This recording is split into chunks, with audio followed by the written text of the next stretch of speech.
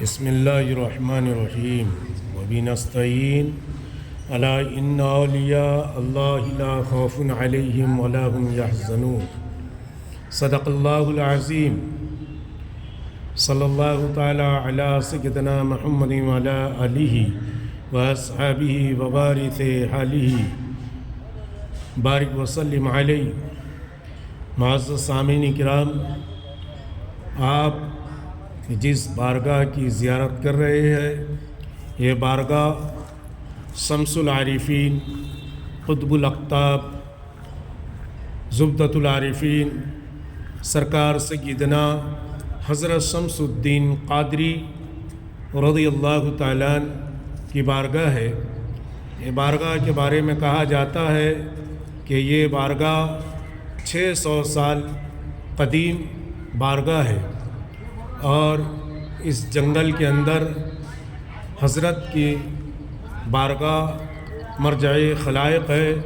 بفیض عام ہے۔ قادری سلسلے کے بزرگ ہے اور قادری ہونا یہ بڑی فضیلت ہے، کیونکہ قادری کی نسبت عبد القادر جیلانی حضور غوث الاعظم دستگیر سے ہے۔ سلطان العارفین سخی سلطان باہو قادری رضی اللہ تعالیٰ عنہ فرماتے ہیں کہ اصلی قادری وہ ہوتا ہے کہ جو کمان سے تیر نکل جائے تو اس تیر کو واپس بلانے کی طاقت رکھتا ہو، اسے قادری کہا جاتا ہے۔ اور قادری کی شان یہ ہوتی ہے کہ وہ شب و روز اپنے رب کی بارگاہ میں حاضر ہوتا ہے، یعنی کہ شب بیداری کرتا ہے، ذکر و اذکار کرتا ہے۔ اور جس طرح آسمان پر رات کی تاریکی میں ستارے جگمگاتے ہیں تو قادری ہونے کی علامت یہ ہے کہ وہ رات میں سب مخلوق سوتی ہے اور وہ اپنے رب کی بارگاہ میں ذکر و اذکار کر کر اپنی روح کو، اپنے تزکیہ نفس کو پاک کرتا ہے اور اپنی روح کو منور و مجلہ کرتا ہے۔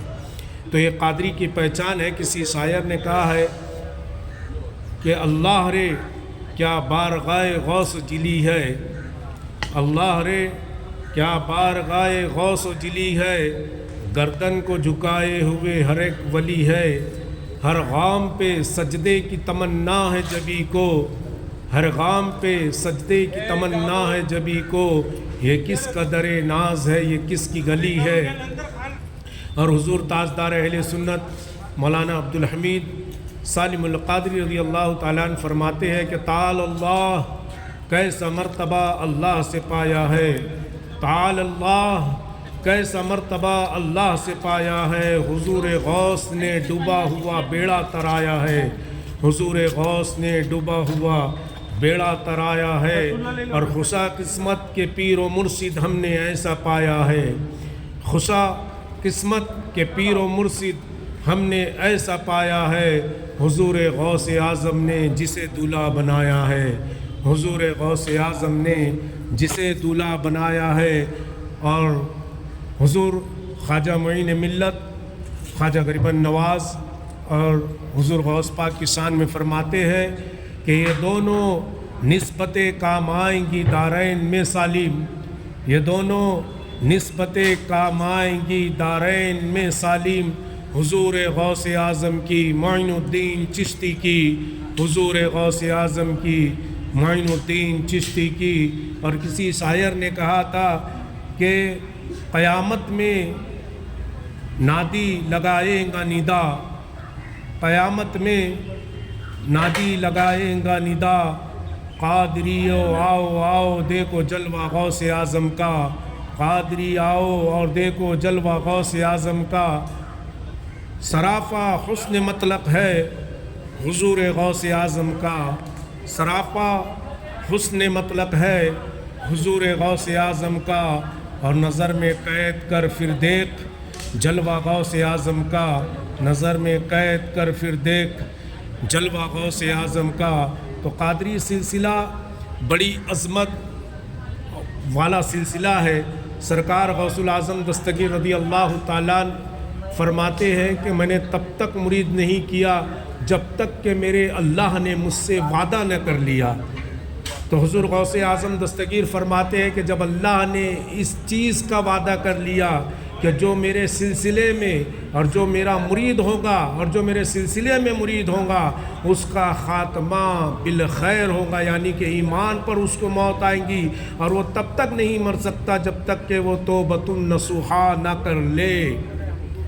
بغیر توبہ کے اس دنیا سے رخصت ہو نہیں سکتا۔ تو یہ قادری سلسلے کی برکتیں ہیں، یہ قادری سلسلے کی عظمتیں ہیں کہ اللہ تبارک و تعالیٰ کے فضل و کرم سے ہم بھی قادری ہیں۔ حضور غوث اعظم کے صدقے اور طفیل ہم جیسے ناچیز اور گناہ گاروں کو بھی قادری ہونے کا شرف حاصل ہے۔ تو ذرا سوچو، ایک گناہ گار سیاہ کار کبھی قادری بن جائے تو اس کی فضیلت ہو جاتی ہے، اور جو اللہ کا ولی ہو، جسے معرفت خدا ہو، جسے معرفت رسول ہو، جسے معرفت علی ہو، اور جسے معرفت غوث اعظم حاصل ہو، اور جو غوث اعظم کی ذات میں فنا ہو گیا ہو، جو اللہ کا ولی ہو گیا ہو، اللہ کا محبوب ہو گیا اور پھر قادری ہو، تو اس کی فضیلت کیا ہوگی۔ یہ بارگاہ قادری سلسلے کے بڑے بزرگ کی بارگاہ ہے، حضرت سید شمس الدین قادری رضی اللہ تعالیٰ عنہ۔ آپ ولی بھی ہے، آپ اللہ کے محبوب بھی ہے، اور غوث اعظم کے بھی محبوب ہے، کیونکہ قادری ہے،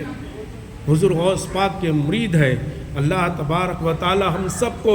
سلسلہ قادری کی برکتیں عطا فرمائے۔ سلسلہ قادری کے صدقے اور طفیل اللہ تبارک و تعالی ہماری آنے والی نسلوں کو اللہ تعالیٰ نیک وکار بنائے، اور انہیں بھی قادری اور انہیں بھی غوث اعظم کا فیضان عطا فرمائے، اور اللہ تعالیٰ ان بزرگوں کے صدقے ہمارے والدین کریمین کی مغفرت فرمائے۔ مالین البلاغ۔